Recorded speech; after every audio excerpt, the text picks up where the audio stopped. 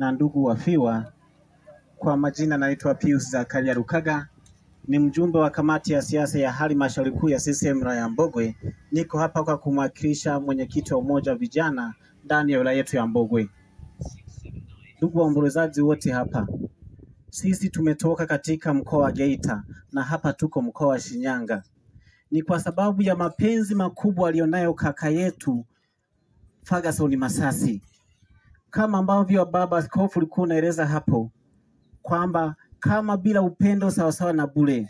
Na nikiangalia hata hapa ukiangalia hakuna nyumba nyingi, lakini kuna watu wengi. Hii inaonyesha kwamba baba ambaye Mwenyezi Mungu amemuita alikuwa anaishi kwa upendo, kama yalivyo maandiko matakatifu. Wakorintho 13 yanatueleza kama bila upendo ni sawasawa na bure. Hata kama ungekuwa na uwezo wa kuhamisha mlima kutoka sehemu moja hadi nyingine, lakini kama una upendo sawasawa na bure. Hivyo basi, wanaisanga wote hapa tunaaswa, na bahati nzuri baba, maneno yako yameniasa kwamba tuwe na upendo.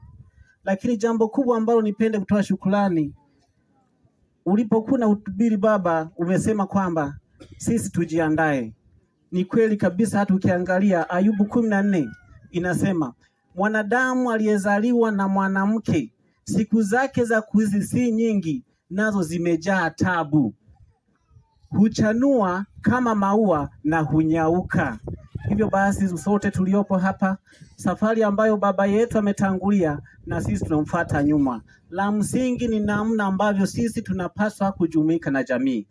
Kwa kumalizia, nimalizie na Waebrania 10 mstari wa 25, yanatuasa sisi wote tusiache kukusanyika pamoja. Baada ya kusema hayo, niwashukuru sana wanaisanga wote kwa kuweza kujumuika hapa. Nilikuwa naangalia nyumba ni chache lakini watu ni wengi. Tuwashukuru sana, na Mwenyezi Mungu aendelee kuwasimamia muwe na moyo wa namna hiyo.